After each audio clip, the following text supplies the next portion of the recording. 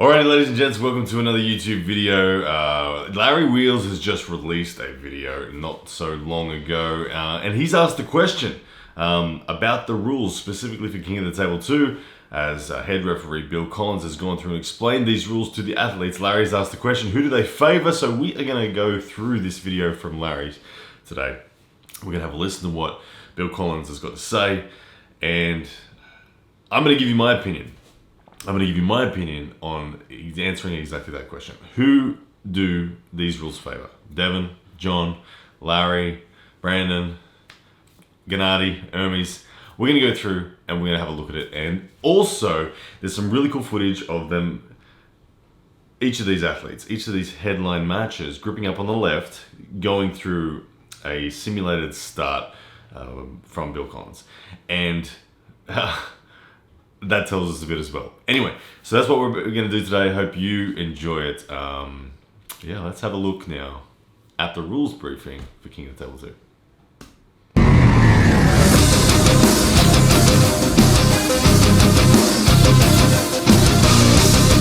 Alright guys, we're going to do a rule briefing real quick. This is the general guidelines of this arm wrestling tournament we're putting on. Super matches consist of 6 matches. Okay, if there's a tie 3-3, we go on to 7th for a tiebreaker. If we have to flip a coin to decide who gets what side of the tables first, we could do that. Competitors, you got 30 seconds to get your grip. Okay, if you can't get your grip, we're going to go into a set grip with the strap. Okay. All right, straight away, 30 seconds to get a grip. If they can't get a grip, they're going to go into a set grip with a strap. Okay, when I think about which of these matches favor people with straps, Devon, Larratt.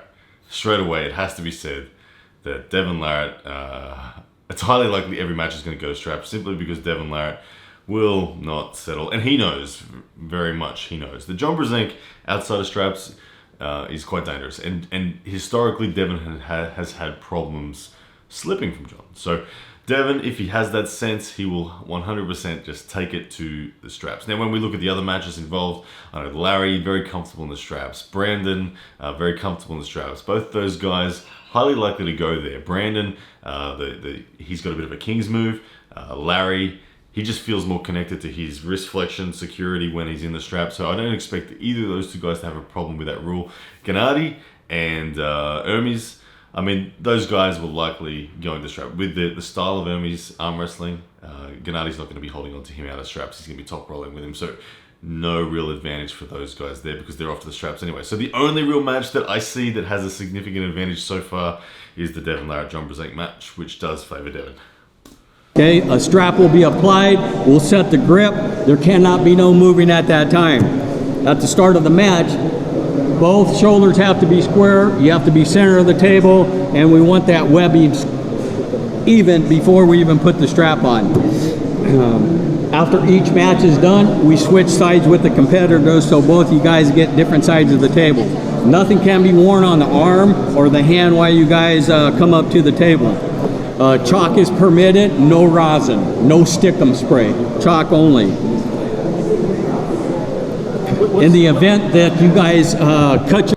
Okay, so nothing really unexpected there. What Bill Collins was saying there would have been music to John's ears. He wants, in the set grip, no movement. How tightly that is going to be policed is going to be a factor because there are varying degrees of this when we look at historical refereeing between European organizations, between American and North American organizations, and everyone else in between. There's definitely a wide variety. Like WAL set grip, people are still moving like crazy. So I don't expect it to be like that. That would be bad for John, good for Devon. John wants still any movement. Like John wants PAL. If it was PAL rules where literally any movement, like just the slightest bit of change of position in a set grip in PAL or WAF or anything like that will result in a foul. Will Bill Collins referee that? It's yet to be seen. He's declared right there that there's no movement. So for someone like John really needs to take hold of that. He needs to take hold of those words. He needs to be quoting those words back to Bill when the set grip's happening. And if he senses Devon moving and there's no foul being called, he needs to step back away from the table and say to Bill Collins, hey, you told me in the referee's briefing that any movement in the set grip was going to be a foul, so where's the foul? So he needs to win the referee in those moments. Devon, he's in the strap. If he's allowed to move, he'll run right. If he's got to keep still, it's even game. Yourself and you start bleeding, we will stop the match, stop the bleeding, and then bring you guys back. Any competitor that's exhibiting intoxication, you guys will be disqualified. Okay. In the case of equipment failure, such as the strap or any part of the table, the stand, we stop the match, we pull you guys out, we fix it, then we bring you guys back. If there's any discrepancy during any match, we could protest and we'll come back and do a video replay. Or if the referee calls one and the referee has a dispute on it, the referees will come back, we'll look at the video, and their head ref, which would be myself, will come back and make that discerning factor. Any competitor who leaves the area and takes off and doesn't finish the match, you guys will be disqualified and lose any compensation for the event that you came here today. If the rules are not written, it will be interpreted by the head referee. Never stop arm wrestling till the referee tells you to stop. For the simple fact, if you guys come back like this and walk away and the referees did not see it, that means you just got a foul because you left your arm off the table. Okay? When we start looking at the fouls, we got a running foul system. All fouls count. Okay, a running foul, you have to pin your opponent to get a restart. In other words, if I'm rallying and if we're arm wrestling, I get a foul, I have to pin you to get a restart for that match. Okay, if I get a foul, this competitor pins me, he's the winner. Okay, you guys understand that? All right, good. All right, so running fouls are being used, which is something that I'm personally a fan of. It's not something that people like Hermes and Gennady are used to. People like Devon and John should be well and truly comfortable with the running foul system. There's no dramas there. For Larry and Brandon, both new and inexperienced relatively to the other two matches, but I think they're going to be comfortable with running fouls. It's probably what they've most of all been involved in so far. So no real advantage to anyone in that one. It does make for some interesting potential tactics. I mean, the way that a running foul can be exploited, and let's be honest, athletes will always exploit what they can in order to give themselves a greater chance of victory. So the running foul can be exploited in the sense that if you're in a compromised position, you can momentarily running foul and pin your opponent or get back an advantage over your opponent. And the match won't be stopped, and then you can seize that advantage. So that to me, again, is an advantage potentially towards Devon Larratt, depending on how he does it. Devon is the best defensive and endurance-based arm wrestler on this card, and so if he is having dramas stopping John, Devon could running foul to get the stop, and then put a squeeze on. Okay, running foul to absorb that offense that John has. So slight advantage towards Devon Larratt in the running foul. I apologize, guys. I gotta blow my nose. 2 seconds. All right, let's go. What consists of a foul? We're in a set grip, and I tell you guys to close your hand and you cover the top of the thumb knuckle. The top of the thumb knuckle, there's a line right down the center. You cannot cover that up. You cannot cover half of it up. All that line must be visible. It's up to you guys when you close your hand to make sure you don't close it. If you close your hand over the top of the thumb knuckle, you get a foul and we restart the grip. It's your opponent's thumb knuckle, right? Your opponent's thumb knuckle. Right, so you could potentially cover your own, but not your opponent's, Your opponent's, correct. Your opponent's thumb knuckle. Thanks for clarifying. Shoulders cannot cross the center line. Okay, so thumb knuckle stuff, that when we're talking about closing, as Devon clarified, that you can cover your own thumb knuckle, but you can't cover your opponent's thumb knuckle. So that is when we're talking about the gaining of height. Who wins the battle at the top of the tree often ends up with the control of the hand and wrist. So coming up over the thumb line, it's interesting if you look at your own thumb, I'm sure you can see the line that Bill was referring to there. I get kind of 2 lines. I don't know which one he would call on that, but anyway, I don't see that as an advantage for Hermes is someone who really likes to go high, so he may have to be policed quite tightly on that one and come down a little bit, which would maybe help Gennady. But again, these are rules that are common. They should all be fine. While you guys are arm wrestling, you cannot have any body contact, such as your face, your shoulder, your body, while you guys are arm wrestling. If the elbow loses contact with your elbow pad, that consists of a foul. If it comes off the side, if it goes off the front, you have to keep contact with that elbow pad at all times. Now there's a little discrepancy or maybe some clarification on the pivoting of the arm and the tip of the elbow staying in the perimeter while you guys are arm wrestling. If I come down and my forearm picks my elbow up, that tip of the elbow still has to be in the perimeter. Okay, there's a pivot point, and usually a pivot point's maybe 2 inches. Everybody's got big forearms, so when you roll down, that elbow does come up.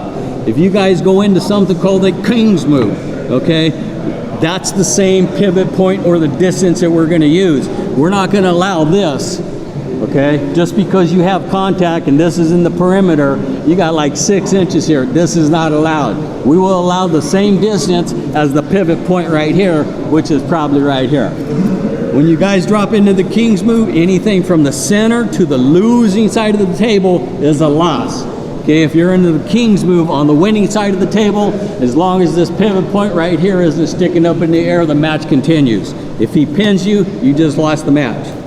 All right, so Bill's referring to the King's move there. The way he was using the word King's move, I think, was an implication that the shoulder was below the table, so that humorous angle was negative. So he's saying you can only be in that King's move, i.e. shoulder below the table, if you're in the offensive side. And in that circumstance, no rising up down the tricep with the elbow still above the pad. It's only going to be allowed a small amount in that King's move with that natural amount, and anything... let me go back and see, did he say it was a loss? Anything that... let me just have a quick look. Anything from the center to the losing side of the table is a loss. Okay, there we go. So if you go into the King's move, big call right here. If you are shoulder below the table, anywhere from center to this side, it is a loss, not a foul. A loss. Big rule. I hope they stick to that. That'll be interesting. Anyway, big call there. Okay, if you're into the King's move on the winning side of the table, as long as this pivot point right here isn't sticking up in the air, the match continues. If he pins you, you just lost the match. Explain that again. It's on the losing side. If you're in the King's move and you're in the center or losing side of the table, you're going to get a foul. You don't come up. A running foul or a stopping foul? It's going to be a run. A running foul? Yeah. And then what needs to be done? Pardon me? And what needs to be done? You just need to come up above the table and then it's... You got to come back up. Okay. And then you can do that 3 times? 2 times. Third one you're gone. Third one you're out. Okay. Yeah. Okay, so let's look at what I define. All right. Okay, so now a bit of a contradiction. First time Bill said a loss. Second time now Bill has said a foul. So I think it's back to a foul. Anyway, so now he's going to define shoulders height. Let's have a listen. Has shoulder dropping below. Anytime your humerus goes in a decline position towards the arm wrestler. Okay? Anytime the decline goes into the arm wrestler. A lot of rules that you guys might be used to. It says the shoulder dropping below the elbow pad. Shoulders like this. Yeah. I got this much shoulder on this guy, so what does that mean? So we defined it a little bit more. So the humerus and the decline towards the arm, towards the competing arm, or towards the arm wrestler. Slips. Sorry, Bill. Sorry, and that's in a neutral or losing position, correct? Losing side of the table. Losing side. Okay. Losing Not side. neutral. In the middle, you're good. Neutral is in the center of the table or the losing side of the table. Okay? You guys go with that? Slips. Any intentional slip is going to be a foul. No strap applied. Big call there. Any intentional slip is going to be a foul, no strap applied. Okay, so again, given that there's only 30 seconds of gripping up without a strap, it's unlikely to be a huge factor, but it is a factor for the John Brzenk v. Devon Larratt match because John, I'm certain, is happy to hold on. And he's happy to say no straps for you. So John's going to be, if he gets that opportunity, the first 30 seconds to have a ready go, and Devon deliberately slips, should be a foul. These are intentional slips, so you guys pay attention. Intentional slip. Whoever initiates the slip, it doesn't matter what side of the table you're on, it will be a foul. Here's an example. I hit Sergey over the top, I open up to re-grip, and he slips out, I get the foul. No strap, okay? If Serge and I are arm wrestling, go hit me on the top, and I drop down like this, I deny the grip, that's an intentional slip, I get the foul. Last one is if I'm pulling, I open up and go down, I open up the hand, and I slip out. Intentional slip, I get the foul. The only time you guys are gonna get a strap is we watch for finger pressure, go and hit me on top, we watch for finger pressure, and then we slip apart, we'll strap you guys up. That's an interesting one. And Bill sounds like he's gonna be pretty hard on us on the intentional slips thing. I kind of have to chuckle at that because it is very difficult to call. I say in every slip that ever exists, there's a deliberate slip. It was interesting to say. I don't think he's gonna call it. I think that he's just saying that. You can see John and Devon in the background talking. I don't even think they were listening or paying attention there. Devon slips a lot, like some of those fouls, that second one that Bill mentioned there, the dump and slip. But I don't expect him to be called. I think it'll be traditional, which traditional means bailing, essentially. If you're bailing, if you're preventing a loss, if it's obvious you're preventing a loss and you use a slip to try to prevent the loss, it tends to be awarded as a foul. But anyway, we'll see how it goes. Okay. When you guys are your opposite hand must be in contact with that peg at all times. You guys must follow the referee's command. Competitors must set their competing elbow. If we're going to be doing this, some arms are going to be long, some arms are going to be short. That competing elbow must be in the pocket. We may have to adjust it one way or the other. I can't stress enough, when we're in the set grip and you close your thumb, do not cover that thumb, okay, your opponent's thumb. So if I cover it like this, I get a foul. I have to be below my opponent's hand, okay? My opponent's top thumb knuckle. Do not cover that. No, I'm sorry, just to clarify on the running foul. So say Sergey fouls, you can stop the match by being pinned or simply lifting your elbow. And so if you lifted your elbow, he would be the only one to have the foul on the restart. Yes. Okay. That makes sense? Yeah, absolutely. Yeah. Okay. Let's see. When we do that set grip, this is the hardest thing that you guys are going to have to help me with, is we want palm to palm. Okay, when we do the set grip. Some guys are going to cup it like that, it's going to create air pocket. I will tell you guys to straighten out your hand, get the air pocket out. If you don't listen, you guys get a foul. Okay, so we want palm to palm, we want the webbing straight. We're going to say close your thumbs, close your hands, make sure the knuckles are showing, you guys are straight up on top. No pulling back like this, and we will say go to start the match. All right, you guys. Okay, interesting one there. They said palm to palm in the set grip, no rising pressure, no creating of a pocket even. So you can't even bunch your thumb. Bill wants them against each other. That, if enforced, will help John. John wants to control the hand. He wants to be close. What he needs to do is control the pronator of Devon. So if that's enforced, that'll help John. If that's enforced, that'll help Larry. And if that's enforced, that will probably help Gennady, I think, in the way that, because Gennady might want to contain. So all the people looking to contain, it's going to help. Got that?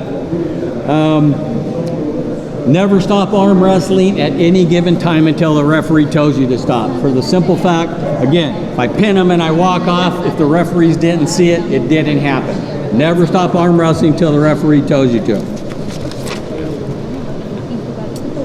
We cover the straps. The strap, this is not the original strap we'll be using. You guys could go to the wrist line or one one inch below. Hey, she didn't pass my fall. You want a thick line. Or 1 inch below. Okay? If there are simultaneous fouls, there's not going to be a call on that. Okay? So at this point, questions? What's the time between matches? 90 seconds? 90 seconds. Good question. So after your match, you guys pull apart, you guys got 90 seconds to get your rest and then come back. All right, so I like what I see there. The rules sounded like they're pretty much as expected. The critical thing is that strap early. That early strap being 30 seconds of not being able to agree and start a match outside a strap will result in a set grip and a strap. That is a big advantage to Devon Larratt. Like I said, and it was probably neutral for all the other matches. The other critical things were during the set grip, the palm on palm. If the palm on palm is really enforced and no rising pressure is allowed, then that will advantage John, that will advantage Larry, and that will advantage Gennady. As those guys, they want to be close to their opponent in containment. So containment of their pronators is a big factor for all those guys. So that should help them. The real grey areas and the factors are going to be on how tightly is all this going to be policed. There were a few things with the King's move that sounded like they were going to be new and different with a loss, but then they were changed back to being a foul. So I think that's going to be standard. But again, a lot of this is going to come down to how Bill Collins actually makes the calls. How aggressive will he be on enforcing them, and how much will the athletes play with that? How much will they push the envelope and try to get things? So now I want to jump forward to where we actually see them grip up, because this is where it gets juicy. Let's have a look. I didn't move. I'm just talking out loud here, all right? Open up. Can't believe. There we go. There's a good spot for the strap for me. Hey, do you want me to actually go? On the go? Oh, it'll stop. Do you want me to go? Definitely. Just to wake you up a little bit? You might as well get one win on. Do you want me to go? You might as well get one win on me. Listen up, guys. We're in a set grip. Strap is on. Here we go. We're going to get you in the center of the table. Get ready. Come back, little. So much easier now. Thumbs down. No moving, gentlemen. You cannot cover over the top. Oh, he's already pulling. Just fucking close the hands, Bill. No. Just say close your hands and go. As soon as you guys stop dicking around, I will. Just close the hands and go. Don't close your hand until I say. Take the wrist out. A little right here. Close your hands. Go! Get the fuck out of here, Jonathan. All right, you can see a lot there. I think that John showed 0 of his cards there, and he was gathering intel. Devon showed quite a few of his cards, showed the way that in which he intends to set up during the strap. Big height, large thumb. You could see John unable to really get any coverage. John wasn't gripping low. John was up high and just was with the superior height that Devon had there and the large thumb. And Devon did do some of the things that Bill said he was going to foul, which was you saw him creeping up just before the go. He kind of sat down, and then as the hands were being closed, he changed his wrist angle and loaded up his arm a bit more to gain that height and derail a bit of what John was having. But again, nothing from John. No fight back, no adjustments. I think John didn't show any cards then, and like I said, was just gathering intel.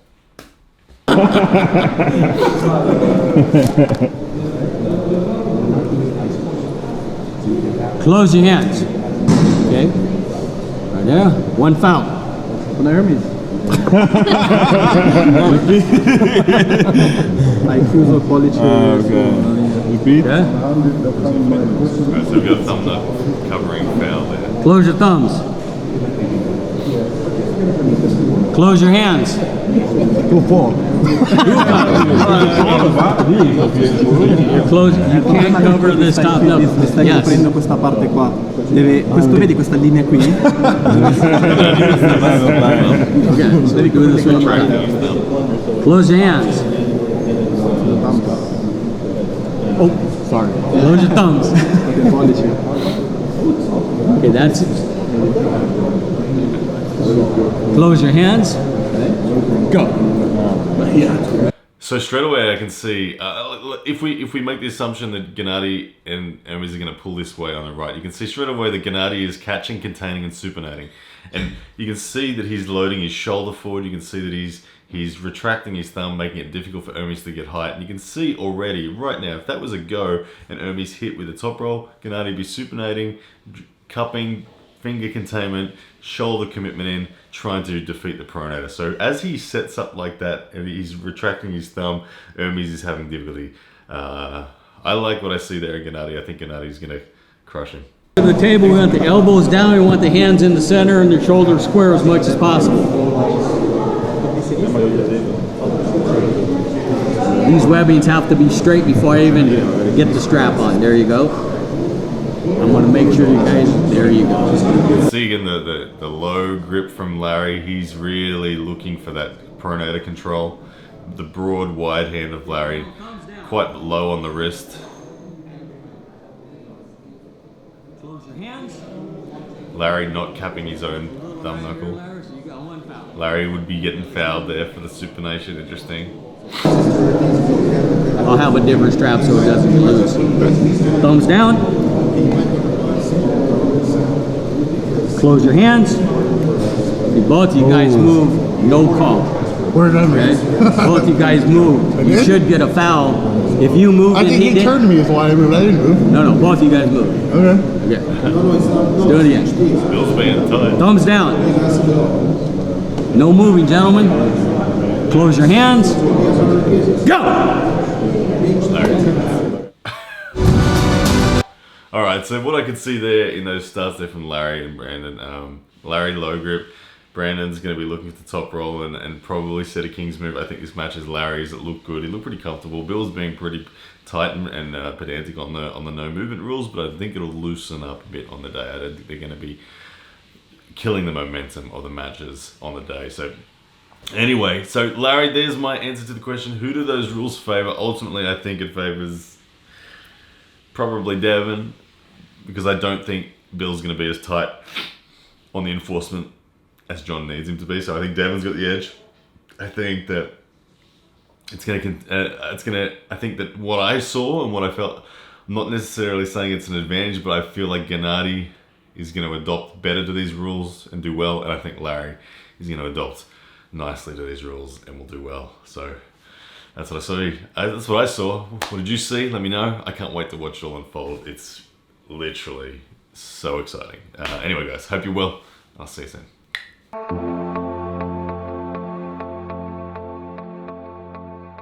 Yes, that's a man!